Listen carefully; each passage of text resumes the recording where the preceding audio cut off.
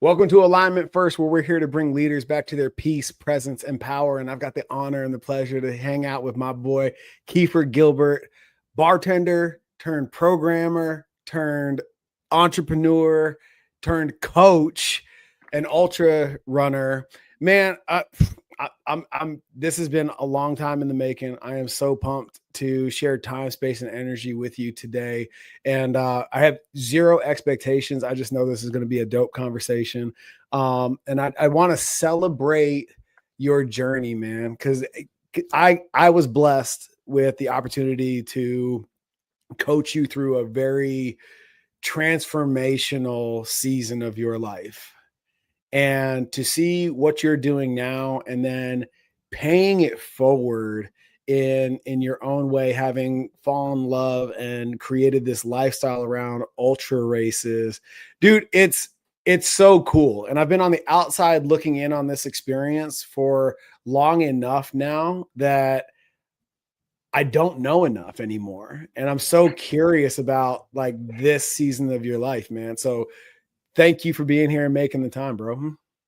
Yeah, thank you for having me, man. And it is cool kind of looking back through like the when you zoom out to, 100 miles of looking down on like this journey and how this has all progressed, man. I remember when I had made the decision to eventually step away from the bar industry and pursue working in tech and working as a developer.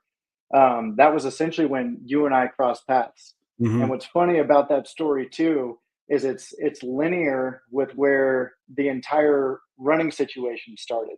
So COVID hits. Obviously, I can't go bartending anymore. And from there, I had a regular of mine and a close friend that had reached out, and he offered access to this coding academy in the midst of everything going on. So I had been in the process of that, and simultaneously during COVID, I remember reaching out to you, and I'm like, "Can I borrow some kettlebells, dude?" And I popped over to the gym real quick, and you were just like, "What's going on in your world, man?" And so that was kind of where like you and I reconnected. Essentially, I don't feel like we'd ever really gotten out of touch, but like I'd Right. kind of been had the opportunity to fill you in on what I was doing. Shortly after you gave me that kettlebell, I'd been doing some workouts and I was just getting stir crazy, man. And I remember this was kind of during the rise of Goggins and Cam Hanes and all these guys were becoming super prolific on social media, and it was when this stuff was kind of exploding. And I remember I had read "Can't Hurt Me" when Mm-hmm. I had initially gotten sober in 2018, and that book came out. So I got sober in December of 2015 or 2018. That book came out at the end of November. Mm-hmm. And so just the timing of it, him going on Rogan and me catching that, hearing his story. I didn't go to running specifically when I had gotten sober and read his book. I actually gravitated more towards jujitsu because that was a little more comfortable to me. Mm-hmm. But the running journey started during COVID. Shortly after I got that kettlebell from you, Taylor and I were sitting there, and I was like, I gotta do something. And I see these guys are talking about running and the mental benefits of it and like all this different stuff, and it keeps you tough, keeps you sharp. I had an Arrowhead water bottle in one hand. I had an old beat up pair of like Nikes that weren't necessarily running shoes, and I took off for 10 miles, man. And I slept the entire rest of the day, dude. And I don't think I realized after I had gone 5 miles out, like I was just kind of running, like getting into a groove. Well, I got to fucking go back. Yeah. So like I hit the halfway point and I'm looking down at this water bottle that's like three-quarters of the way empty, and I've got to like rip it back to the house at this point. So yeah, that was kind of the start of all of this, and you were definitely in the mix through the entirety of that story. Well, what's super interesting to me, and you touched on it, you you segued quick for a bit back into jujitsu because that was familiar, and you got that really strong collegiate wrestling background, and have trained at a high level in combat sports. And are there parallels there for you from your competition days that cross over into what you do in ultras? Absolutely, man. And I think that's why ultra running has been such a good fit in terms of all of this. Like when you're out on a wrestling mat, man, there was no team. I didn't have a block getting missed that I could, blame anything on with anybody. And the other thing that I started to learn like later in my life, and I wish I'd been able to channel this like a little bit better during my wrestling career. The mental side of it, I feel like I didn't develop until a little bit later. Um, but the battle against yourself in the midst of physical activity is a really special one that I feel like not everybody gets to experience, Mm-hmm. and get to experience it at like some extremes. Like I've been in absolute brawls during, college wrestling matches that felt worse than street fights that I've gotten into.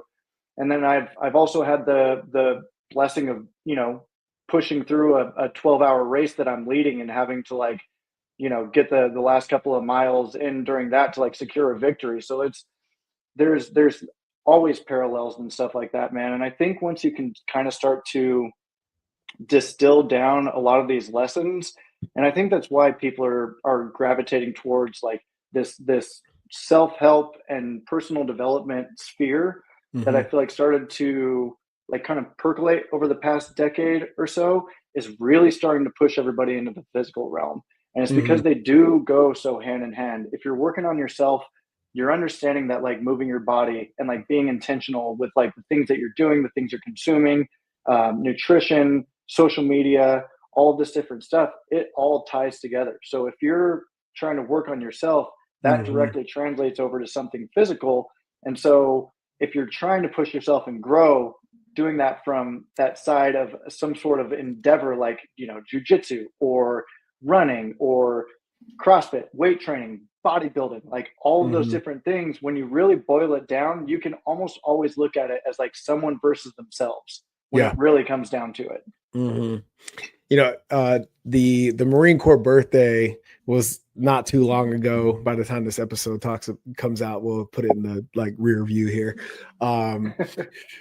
And a bunch of, me and the fellas, this time of year, the text thread livens up again. Happy birthday, Marine. What's going on? Catch me up, blah blah blah. And, one of my buddies I came through officer candidate school with had this memory of us just like in the suck, getting beat. It's hard. Everybody's thinking about quitting right about now. And I looked over at him, and I'm curious if instances like this exist in your world now. I looked over at my boy Vega, and in the middle of this absolute dumpster fire of physical activity, I said, bro, can you believe we're getting paid to work out?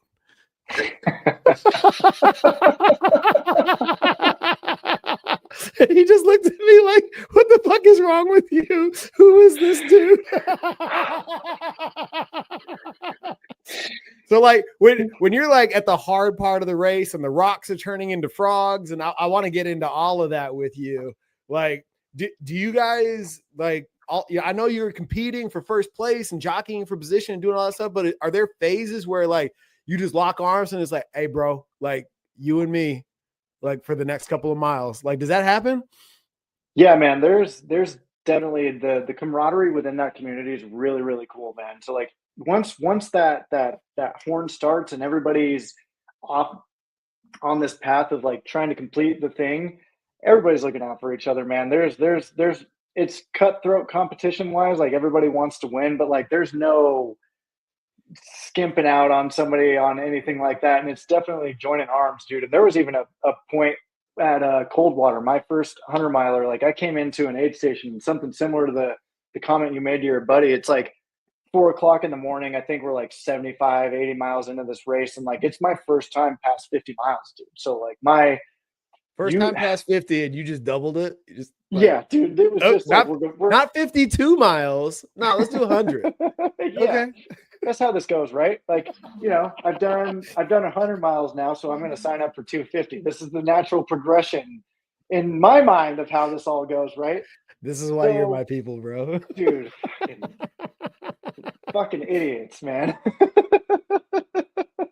So we're at this aid station, and I'm sitting there, and it was somebody's pacer comes up to me, and I'm in the hurt locker. I'm eating ramen noodles, trying to get myself put together. I'd had some nutrition issues. And this guy looks at me and goes, man, remember that time that you paid money to be out here? And I was like, fuck you, man. Because unless you're at the top of the sport, dude, like realistically, like you're paying a couple $100s to go torture yourself out in the mountains or the desert, whatever course you end up picking. Like, you better be taking this thing seriously. And sometimes, like, I am a money motivated person. So, like, that was kind of the reminder that I needed where it's like, I can't fucking quit, dude. I paid to be here. I'm not wasting that money, dude. Sure. Yeah. Where does, what's been your hardest race so far? Your most challenging race, I should say. Oh man, there's three that I look at that I've done most recently when I kind of take that into account, and they're hard for different reasons. Like Coldwater was hard because it was my first 100-miler, and the road to getting there was a bumpy one. Like I'd initially been signed up for 200-milers. Previous to that, I was supposed to be doing Ring the Springs, which was a race in Colorado, and I was supposed to be doing Kodiak, which was out in California. It's a big loop around Big Bear Lake. And both of those had fallen through. Ring the Springs didn't happen because it was my first 100. They were having permitting issues, and I was worried I was going to go through this huge training block and the race not happen. So we pulled the plug on that, pivoted to Kodiak. In the process of getting ready for that 100-miler, we found out that I was having my second child. And so it was like, let's kind of entertain this for a second. We're going through the training block and everything and kind of starting to look at what travel is going to look like for crew, pacers, stocking Airbnb with food, getting all of my stuff out there for this endeavor, all of that. And it was like, hey, let's pump the brakes here. I'm going to make the executive decision. We're going to put a pause on this. Let's focus on getting Silas here, getting us situated and like ready for having the second baby. Like it's a whole different thing. So we put the hold on that. And I think it was almost 2 years post pulling the plug on that for Coldwater to happen. So I'd been in the ultra space for, 3-4 years at that point. And I just felt like I didn't have anything substantial to show for all of this work that I'd done for so many years. And so you get to the starting line of this thing and you put the time in, you've got the miles on your legs. I've done the speed work. I've done the long runs. My nutrition's dialed. I just need to go execute. But there's also this thing in the back of your mind where it's like, if you fucking fail, this goalpost gets moved even farther back, and you've got to recover, and then you need to find another race. And, it's getting harder and harder to get into these things because it's gaining so much popularity. And so Coldwater was tough in that regard, where it was like, it felt like there was a huge monkey on my back throughout the entirety of that race. And then it's the first time that you're going 100 miles. Like I'd ran through the night with friends of mine pacing and doing stuff like that, but it had never been my race. It was never my responsibility to get across the finish line. So that was a lot different.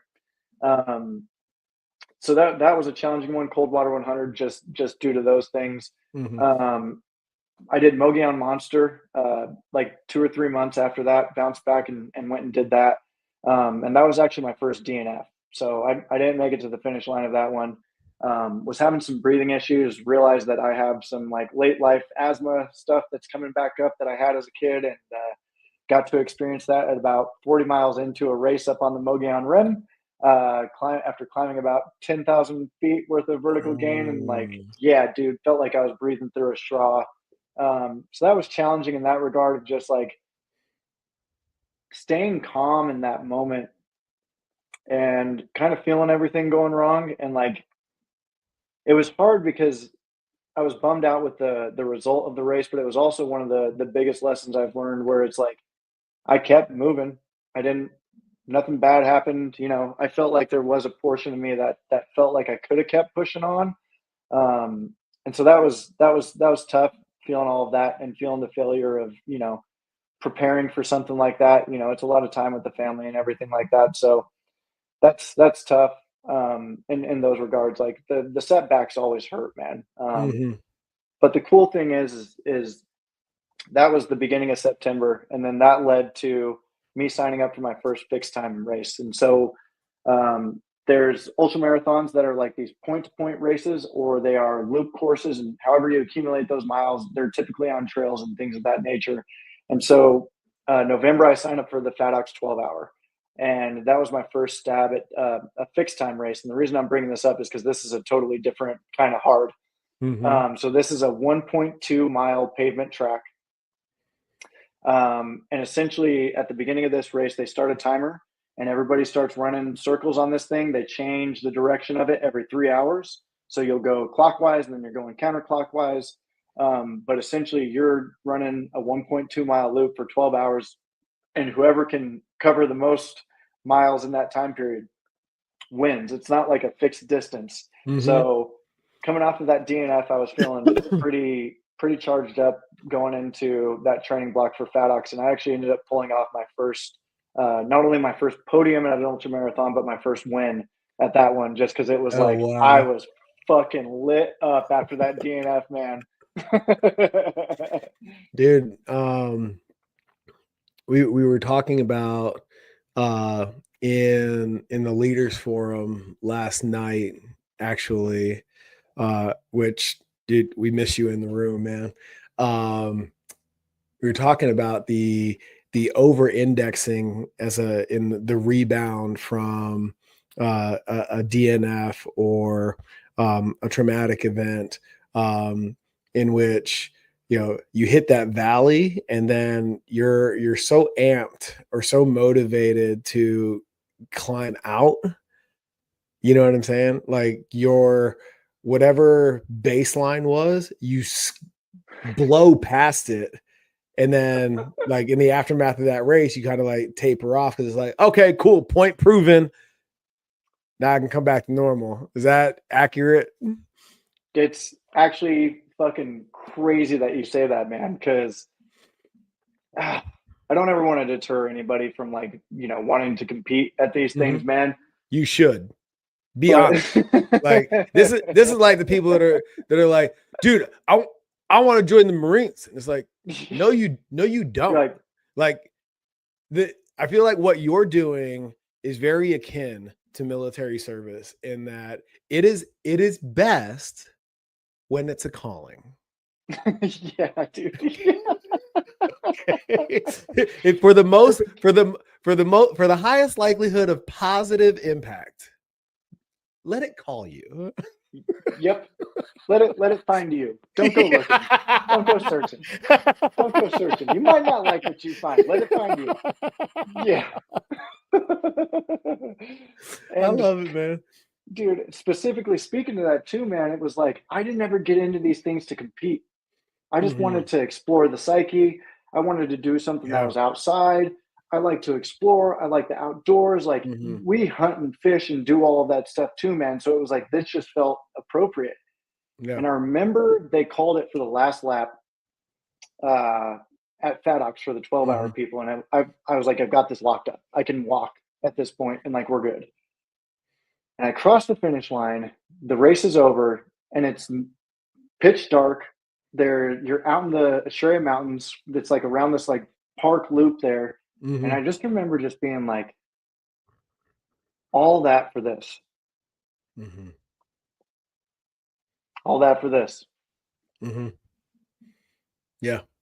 All that time away from the family, all those hours just, by yourself, doing all of that, the shoes, the nutrition, the financial investment into doing all this stuff. And I remember just kind of like needing to take a moment. And it was, even more of a stark reality, man. I didn't have any crew or anything out there. And I had to load up my own truck. I actually like grabbed a buddy of mine that works for the company that puts those races on. And I had to have him help me load that car up. But there was just this reminder in that moment. And I definitely celebrated the victory. Don't get me wrong. Like I was proud. I was excited. I wanted to show off like a first place medal and all of that stuff. But there was just this kind of like stark reminder that it's like, if you can't keep focus on like what the goal is and like what you're actually doing this for, it doesn't fucking matter what happens during that race. I could go win everything from here on out, but if I'm sacrificing certain things in the process of that, it doesn't matter. And like that summer specifically, getting ready for Mogollon and then going straight into another training block for FatOx, dude, like I lost a lot of time with the family. Like Yeah. there was long weekends, back-to-back long runs, and just, not saying it put like a strain on my relationship or anything like that, but Mhm. there was definitely moments of like, hey, when you're getting back, like I need you to take care of your stuff and get recovered and do all that and like plug in with the kids. Like Yeah. we've got to figure out a better routine with this, a better relationship with it. So after How, that race, man, go ahead. yeah. How do you juggle that with Taylor and the kids? And permission's the wrong word, because I know she's your rock.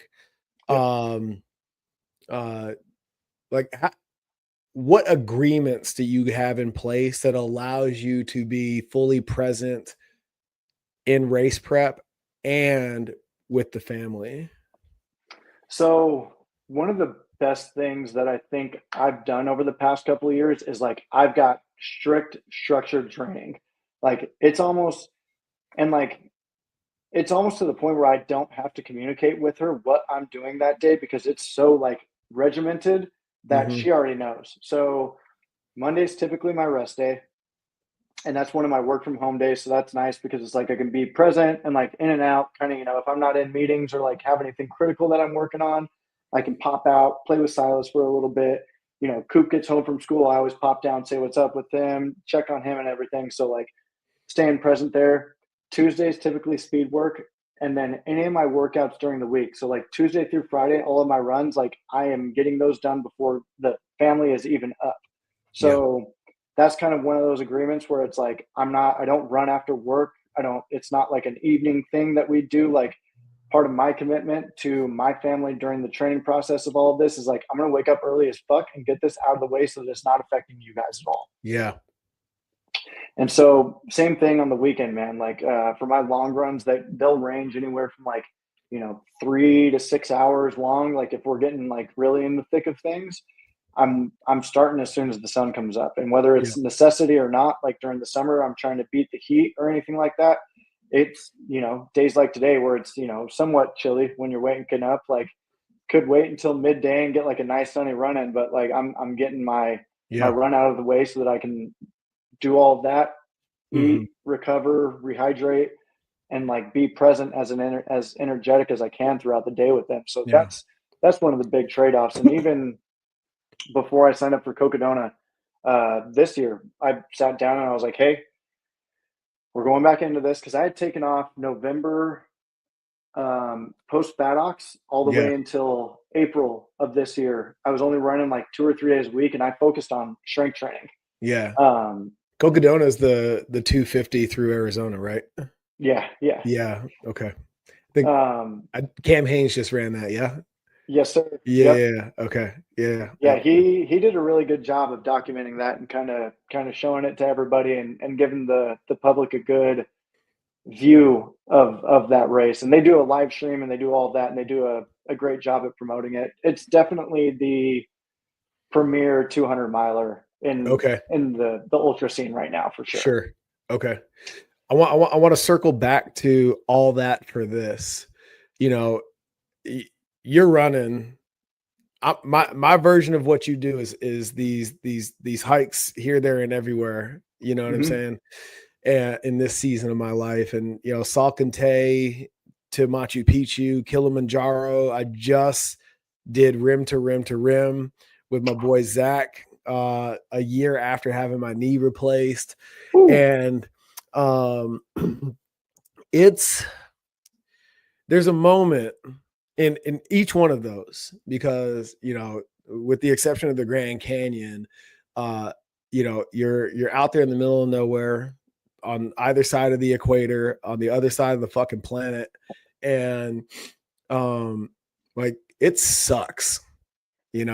You're tired. When we did Salcantay, my feet blew up. I had blisters all over my feet.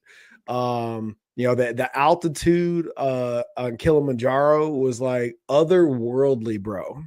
Hmm. And there was three of us. One of us didn't make it because his blood ox dropped so low.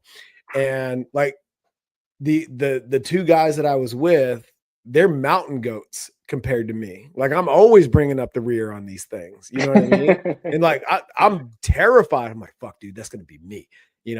And I remember having this moment, dude. I broke down and got like hyper emotional and weepy because I was just like, damn, dude.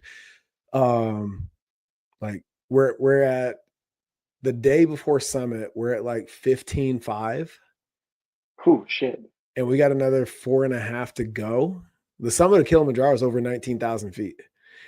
And like every step is like is like a 1 rep max. Like it's awful, dude. And I remember like sitting there, we had just got to camp, and I'm looking like there's nothing but the rock face up in front of you, you know what I mean? And it's switched back all the way up. And I'm just like, man, fuck, dude. Like you're here because you want to be. And at the same time, like I just had this moment where I realized that like I'm not with my family, and my kids are missing me. Nicole's holding down the fort. And I'm like, motherfucker, you better finish this shit and have a story to tell. Like you better make it worth it. A DNF at this point is like unacceptable. And it's not even like, and as I'm like reliving it, it like transcends the ego. It's like, dude, like make yourself proud, but also like make it worth your while. Like it doesn't matter at that point. You have to reconcile with yourself. Like it doesn't matter how long it takes. Yep. Just finish. What are those moments like for you? Because like waves. Yeah, because like when you spend all that time one foot in front of the other, like that monotony, like correct me if I'm wrong, you run out of bullshit to think about. And the only thing you're left with is truth. Whatever that is. And like the emotional roller coaster that nobody tells you about. Like it's like the finish line, the summit, the ruins, whatever. Like that's all people talk about. But like then you're on the road or on the trail. And it's like why? Like out of nowhere. Why am I crying right now? I'm not even fucking sad. Like what's going on? Like what's that like for you? There's absolutely no way to hide from yourself out there. There's not. And so what these ultras have a tendency, and it's not even necessarily just ultras, like you've obviously transcended into this also. I think any endeavor that asks everything of you will in tandem show you everything you're not. And because these things will chew you up and spit you out and then hold a fucking mirror up to you, that's when all of that starts coming up, man. That's when there's no ego to hide behind. There's nothing I can post on social media to distract myself from anything. There's no looking to anybody to like try to have a conversation like we were saying earlier, man. There's like all this camaraderie and all this stuff like that, but outside of that, man, there's definitely some internal battles that have to be had.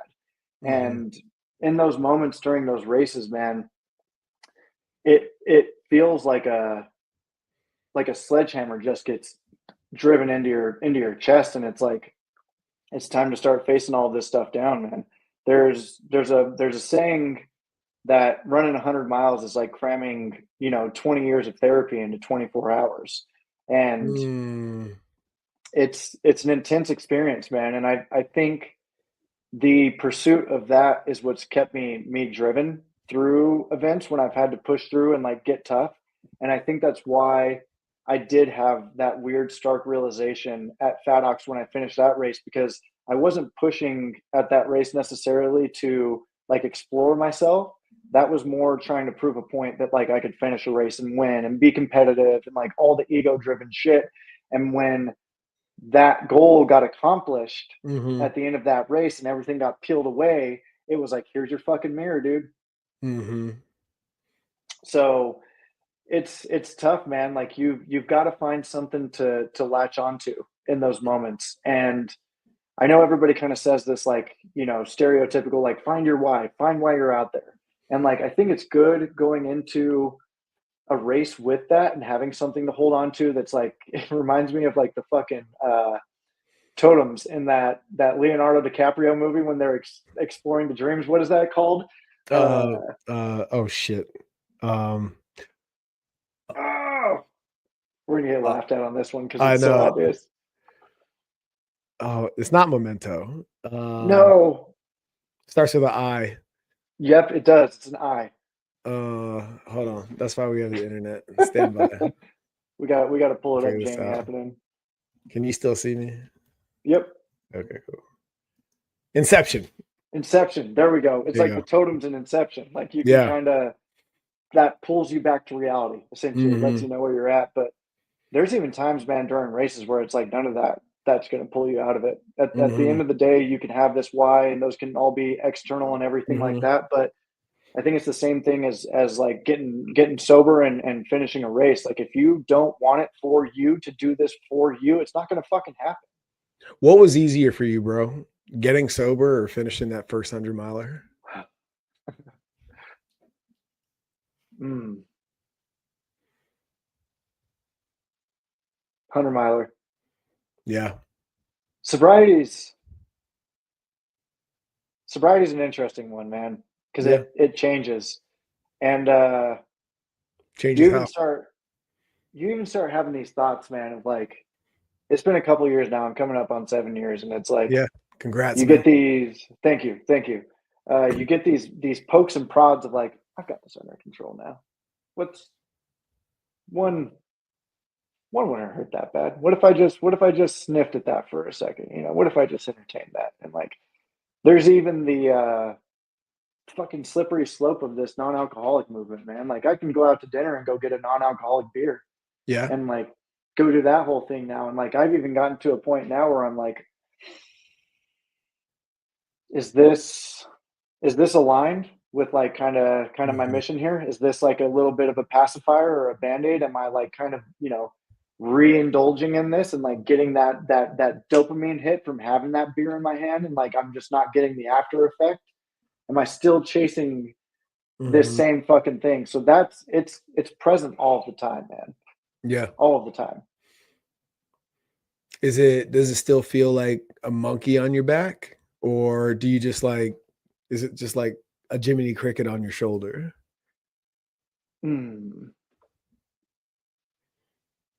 It depends on what fucking character is playing that day. Really? And I say that because, I've had a couple about like those nicotine pouches, dude. Like, the Zins? I got it. Oh, dude. I got introduced. Are you a Zin guy? Things. Not anymore. I had to kick that fucking thing. Bro, I got a story about Zins. I'm gonna cut you off real quick, dude. So when we were on the way up to the Grand Canyon, Zach, man, mountain man. All right. This dude goes and shoots big shit and humps it out of the woods. You know what I mean? And like I can't fucking help myself, dog. I'm like, we're driving and it's just sitting there on the console. And I was like, dude, what's that? He was like, oh, those are Zins. It's like, it's just straight nicotine, no tobacco. I was like, all right. Every time in my young days, I tried Copenhagen long cut. Like my guts turn inside out. No, thank you. Right? He's like, you won't have none of that, man. You'll be all right. Well, I'm a bubble gummer, man. I'm a cheap date, and these are 6s. I didn't know what I didn't know, bro. I threw that pouch in. I'm driving. Okay. The world closed in. I was like, bro, we need to get to a gas station. I spit that shit out the window, threw that thing in park. I was like, hey, man, you got to drive the rest of the way. I fucking reclined that seat with a gallon of water, bro, and just tried to sleep it off, man. I was just like, yeah. No, I can't do it, bro. 6s, that's I'm too sensitive, bro. That man threw you to the wolves too, handing you a 6er to start off with. And you know what? As I replay it in my head, there was that look on his face. It was like, I want to see what happens. Shout out to Zach. You're the man, dude. Oh, that's fucked up. Man. But you had to kick nicotine too, huh? Yeah, because it's one of those things, man. I'm sitting there, and I'm listening to this Andrew Huberman podcast, and he's like, "Oh, small microdoses of nicotine can, help with focus during deep work." And I'm like, "I write code for a living. Like, this is going to be fucking great." There's these Zen pouches, and bro, it got to the point where I'm like, I can't function without a fucking pouch in for like a couple of weeks. Sure. And I was like, nope.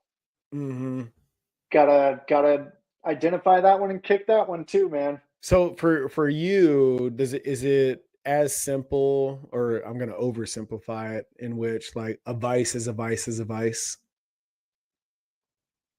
Alcohol, porn, drugs, like it's all the same shit. Yep. Like, not for me. Yeah. Okay. Because I think the best way that I've been able to describe this is like, I can't half-ass anything that I do. No, you cannot. I have never, ever, ever in the almost decade that I've known you ever experienced you to do anything a little bit.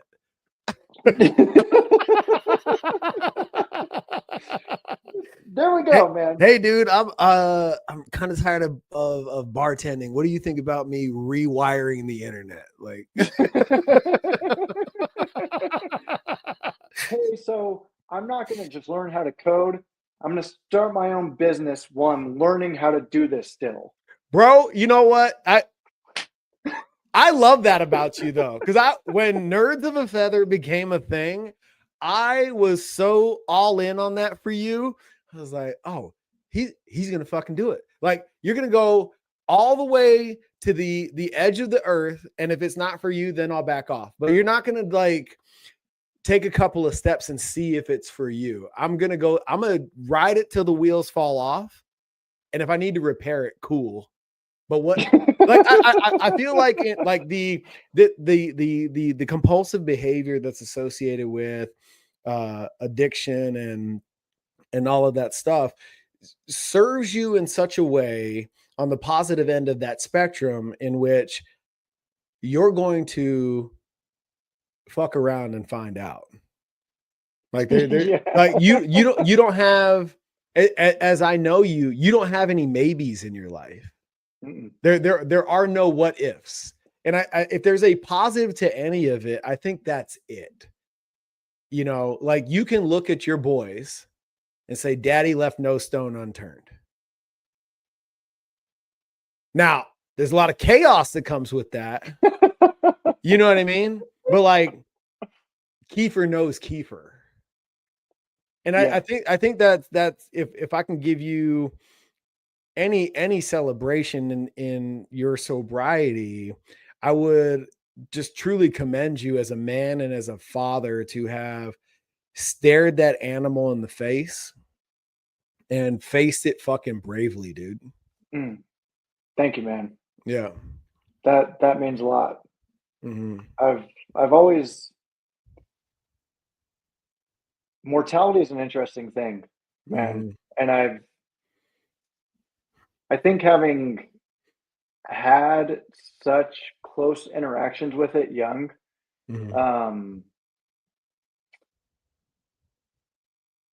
it was a stark reality early, I guess, that like our time here is limited.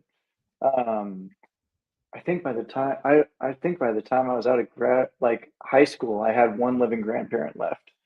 And so I'd seen a lot of lives cut short. I've had friends pass early, and I don't want to get to the end of everything and feel like I didn't bring every bit out of this motherfucker that I could.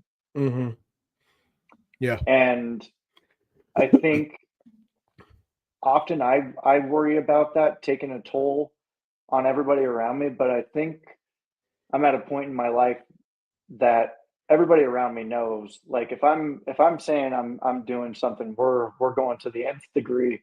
And it's kind of like, either we, hold on and fucking weather the storm with him, or you just get fucking left behind, man. Like, sure. There's people that have been in the purview that it's like, I'm going here, And Mm-hmm. if I get like even the smallest inkling of, I don't think you can do that, it's fuck you. I'm going to do Yeah. it and you're going to spectate. Well, let me ask you this, because there was a circle that introduced us Hmm. that I'm almost positive isn't around anymore. Sure. They aren't for me. Sure. And what when you realize the reality of stepping into a higher version of yourself, and part of that process is cure being so um meticulous, discerning with your circles of influence, that you inevitably end up leaving people behind, or they leave you. Was that hard for you to reconcile? Like, this is just part of it. Is there a part of you that's like, are you okay with that? And it just is what it is? Or are you just like, man, fuck, I wish it didn't have to be this way? Later in my adult life, I think I had a little bit better of a framework of dealing with it, man, because I've felt that since I was young, man. I grew up in a super small town, and I had big aspirations. I wasn't sticking around that town. Mhm. I wasn't hanging out there. I wasn't rotting in Winslow, and I was not going to live there the second that I graduated from high school. And I started feeling that tug my junior and senior year of high school, where it was like, I'm making plans. I'm, looking at universities. I'm trying to find places to go wrestle at. And so that was the first time that I ever started feeling that rift. And I didn't Mhm. know what to call it then. You just kind of like, then I just chalked it up to like, they're all just fucking haters. They don't get it. They don't want to see me succeed. They want me to like stay at their level. And it was kind of shit like that. That was kind of what I told myself. Mhm. When you're kind of getting into these spheres of like really elevating stuff and kind of going from like 99 to 100 situation, like, and you're kind of having to peel those layers off. Taylor and I talk about it all the time, man. I got sober, everybody fucking disappeared. We have a kid, everybody fucking disappeared. Like, you just kind of go through this process of like, if you're going as far as you can, there's not going to be anybody fucking left with you, man. So Mhm. get used to being real fucking lonely. And that's just how it goes, dude. Like, there's always this huge team and all these people cheering at the start of everything, and you've got this big old fucking community, and then you decide it's really time to drop the hammer and go do the shit, and you are on your fucking own, bro. Like,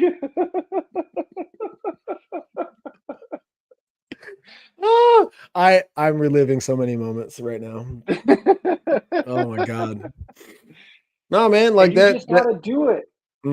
like if I feel, and I really feel like, you know me, dude. I'm a universe Hmm. guy. You know what I'm saying? I really like that's part of the recipe that the universe is like, let's see if you really want that thing. Yep. Do art and I wouldn't even say that that dynamic is required, right? Because when eventually you get to a point where like you're running with your people, you know what Hmm. I'm saying? And like it's a small tribe, but it's a big tribe. You know what I mean? And but on the way, the universe is kind of like, are you for real? Do you want that? And it's like your best friend, your girl is like, no, don't do that. Stay with me. Like, let's kick it like we did back in the day, you know. Hmm. And it's like there have been some hard lessons. We like to, like, when you get beyond it, it's like, oh yeah, I relapsed, or I regressed, or took a couple of steps backwards or whatever. And it's just like, nah, man, I just wasn't ready. Yeah. That's the truth. you know like, you need to learn that lesson one more time. Yeah. You need to just stick your finger in the fucking socket one more time before you finally got the lesson. And like we talked about, as you were moving in away from the bar scene and into coding. You know what I mean? Like, I remember how fucking tumultuous that was for you. And there was a period where you're like, I think I can do both. And I was like, no, you fucking can't. Do you remember that? Yeah, dude. Yeah. Like, I'm not gonna let. That's a lesson that you do not need to learn. Like, pick the lane and run with it. You know, absolutely. And dude, I'll never forget, man. I was seeing a girl when I joined the Marines. You know, because I did that for me. I had to close that loop, and I remember we were doing the long distance thing, whatever. And I was like, I called her, like, signed on the dotted line, like, we're committed, like, the package is submitted, this is happening. Sure. I called her and I was like, hey, I joined the Marines. And her response was, why'd you do that? Ooh.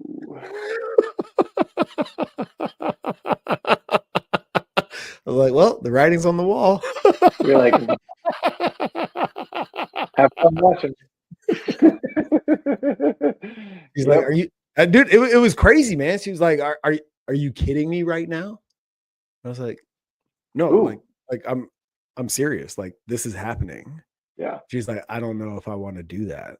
I was like, in my mind at that moment, I was like, what are you doing? What do you have to do? Like, I totally get it now. Like, I stayed single throughout my military career, and it was all for the best.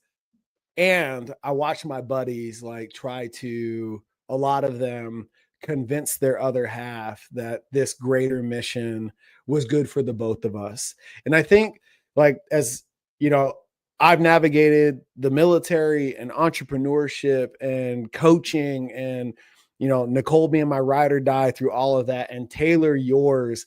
It's like what they possess is this, like, I'm going to stop trying to understand and just, like, I got you, babe. Like, yep. Dude, God bless them. You know what I mean? Like, yeah. I think I'm past this is going to sound bad. I'm past the point of feeling bad about it, because it's like, you've stuck around this fucking long. If you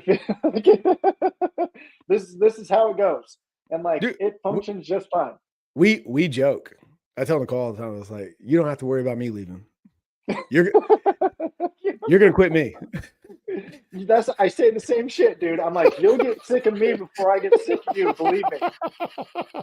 Like, that shit's how this dynamic's gonna fucking work. But you know what, man? Like, for all this, like, we're celebrating 11 years in January, dog. And you know, we look back on it like the heaven and the hell, you know, and it's like, God damn, man. Like, I've asked her, I was like, would you do it any different? She's like, Michael, we don't know how.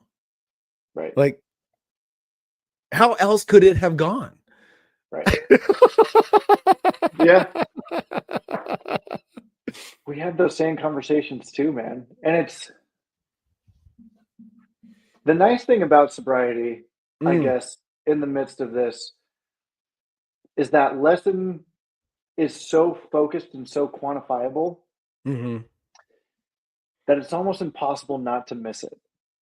And when you're navigating these relationships, whether it's with your significant other or other people, or you're needing to shed some people and, like, you know, elevate and keep moving and open and close businesses and all these different things, is like the lessons not always so in your face in those moments. Right. Whereas when you're navigating sobriety, there's always that ticker. There's always that day that I can look at on my phone that's, you know, it's over 2,500 days now. And I think one of the things that I have loved about sobriety is it's taught me to stay focused and understand what that lesson is, because I've learned to focus on that so I can see it within other things too. Yeah.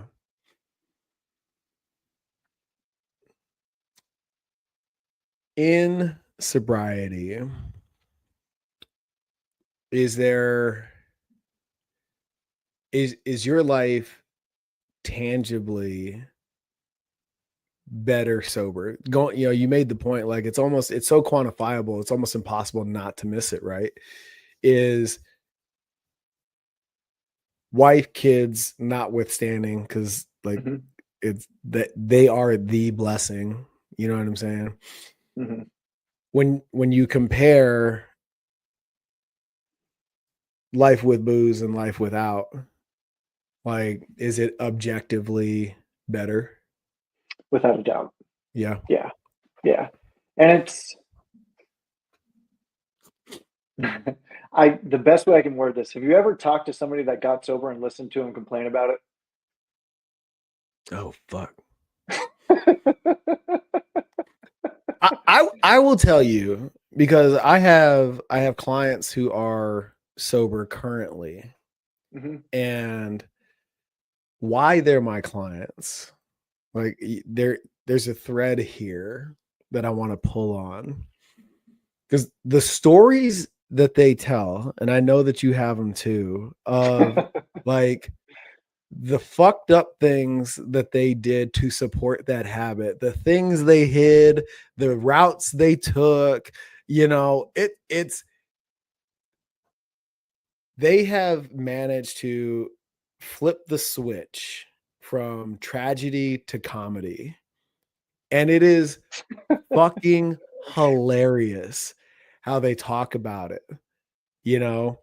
And I really feel like when you're talking about, things that are categorically capital T trauma, the ones that are doing the best in the aftermath, whether it's sobriety or overcoming another vice, or the things we saw in the Marines and PTSD and stuff like that, the ones that are having are doing the best in the aftermath are the ones that have managed to flip that switch. What, Yeah. what are your thoughts? That's just my observation, having not walked in your shoes. What do you, is that an accurate observation? Yeah, man, I think you kind of hit a point where you're able to pull yourself out of those tailspins and navigate all that stuff and process all of that and understand that, like, it almost starts feeling like a different lifetime ago. So there's a Hmm. certain like, I don't want to say dissociative, but I think that's the best way that I can reference it now. Sure. You kind of dissociate from like that version of yourself. So you just Hmm. look back on that and start shit talking that person. Like, look at this. The fuck, man, what the fuck was I doing? So that's almost kind of like what that turned into for me. And I think one of the other things that I've learned in sobriety, and I was just always so worked up in the bar industry, and I wanted to be the best, and we needed to be making the best cocktails, and it was just that my life was consumed with all of this stuff. And since I've kind of gotten out of that, and like I'm in a different career field, I've got the family and hobbies and all of this different shit. Like, it's just, don't take everything so fucking seriously either, Mm. because there's kind of a little bit of magic in that too. Like, if you're a little bit too much like thumb down on everything all the time, I think when you're putting that much pressure on something, whether it's career or fitness or relationships, no matter what it is, when you're holding something down and like putting that much pressure on it, I think, I'm not saying like don't be disciplined and don't have like goals and everything like that, but if you're not giving it at least a little bit of, I guess, enough breathing room for some magic to happen, and like Mhm. look at it with like a comedic perspective, then Yeah. magic can't fucking happen, man. Yeah. Oh man. It's like there's an analogy about how you hold sand.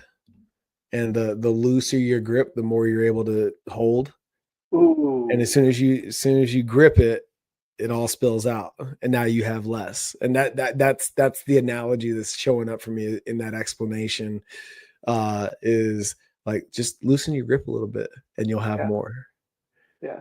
Yeah. Yeah. It's kind of like strength trainer endurance, right? Like Mhm. the point of these endeavors is to keep like a consistent baseline throughout the longevity of something, and like the tighter you try to like squeeze onto something, like the less you get out of it, I guess. Yeah. Mhm. So you got Coconino or Cocodona coming up Cocodona. across the years. Which one? Because they're different, right? You got a 48 hour, which is 4 times longer by time domain than that 12-hour that you described in this conversation. And then you have a straight up 250. Yeah. When you look at it, fixed distance versus fixed time, which one of those for Keifer is a more challenging endeavor? This fixed time one, I know is going to be harder because when you're doing a loop course like that, you get presented with the option to call it quits every mile, every single mile. Every time you do a loop, you can sit down, you can talk to your crew, and you can give everybody a sob story and you know, call your day there, right? Mm-hmm. And just the mental, like, it's mentally taxing running in circles for 48 hours. Like, I didn't sign up for that race because it sounded like a big old fucking grand time to go, do this thing, right? You know what I'm saying? Like, I was like, this is going to be so much fun. Mm-hmm. This is kind of a litmus test, like getting a feel for a multi-day effort. Like that's mainly the focus here, and doing that within a really controllable environment. So like, if my nutrition comes undone, all I got to do is walk, at the most, like if I get a half mile away from the thing, I'm walking 3/4 of a mile to get back to my car to, start problem solving. Mm-hmm. I can, if things go sideways during the nighttime, like I can go lay down and sleep and take a quick, power nap to bounce back from that. Like Cocodona is not going to offer me those luxuries, Mm-hmm. but Cocodona is also this like race that I've been, chasing since, May of 2022 when I first got introduced to it. Like, so there's the like hike portion of Cocodona. There's like the, traversing from Black Canyon City to Flagstaff, and it's this adventure and it's this fucking vision quest at this point, man. And then Mm-hmm. there's across the years 48 hour where it's like I'm pretty much going to go like mentally push myself to the absolute edge of what I think I'm capable of handling. And like Mm-hmm. those moments of like really wringing everything out and like, pulverizing myself down to it. And like, I think it's going to be good. It's going to be super hard because this is my mentality going into it of like, Yeah. I'm going to pulverize myself down to this raw form and like have a real big fucking heart to heart with that guy down in there and make sure that like we're ready to go do 250. Yeah. Got you. So I want to finish here with this last question because I'm very ignorant in asking this question. So if the perception doesn't match the reality, call that out. Your chosen path of testing yourself seems to be heavily inundated with people that have overcome the demons that you have. Is that an accurate observation? Absolutely. Yeah. Why is that tribe attracted to this activity? It's like fucking magnetic, it seems like. I have a joking way that I'll initialize the answer of this question Mm-hmm. with. And I used to, for hours on end, day and night sometimes, until the early morning, punish myself consuming alcohol in the way that I did. Mm-hmm. And so I feel like I've got a predisposition and a little bit of a leg up on these motherfuckers that didn't used to party like I did. I'll keep it moving all fucking night, baby.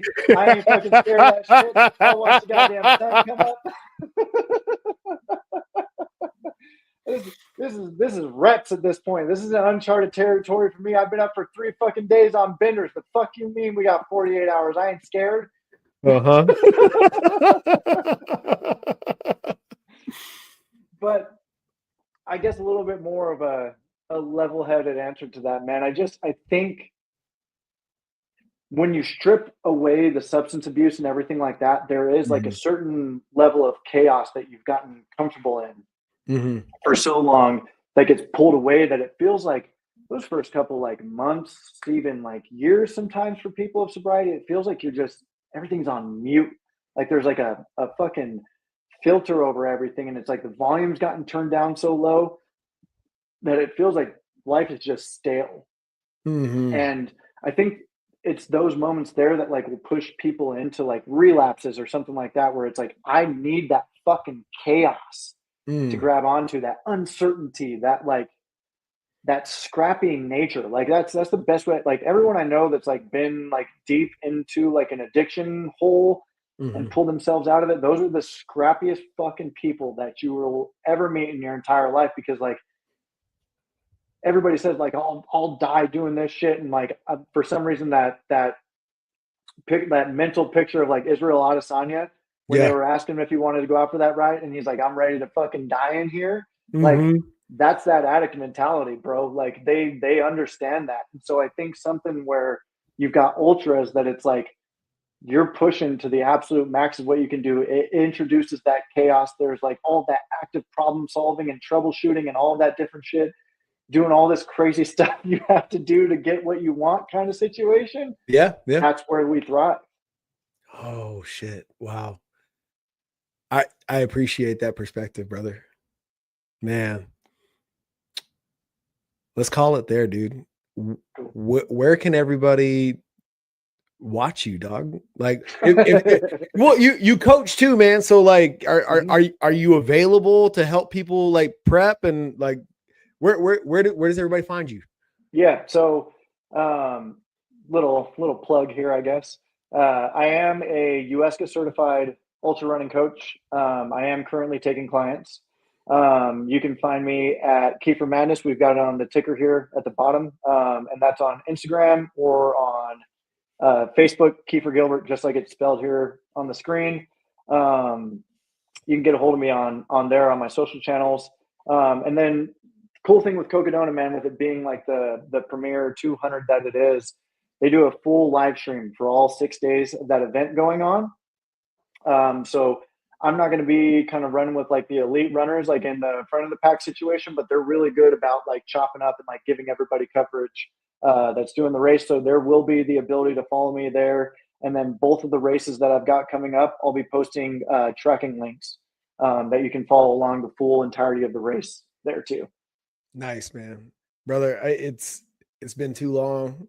So I'm so glad to see you doing well, and you know, I follow your feed, man, and you're inspiring a lot of people, man. So keep doing what you're doing. I'm grateful for you. I'm proud to call you friend, and dude, just being alongside you on the journey has just been absolutely incredible to watch, dude. I appreciate it, man, and you've played a crucial role in the beginnings of all of this, man. So thank you so much, man. I received that fully, dog. Appreciate you. For everybody out there listening, and you're on your way to being the fittest leader possible, remember, it starts with integrity, courage, and ownership. Next Level's here to support that initiative. Join us. Head over to nextlevelpfc.com so we can make that happen. But remember, it always comes down to alignment first.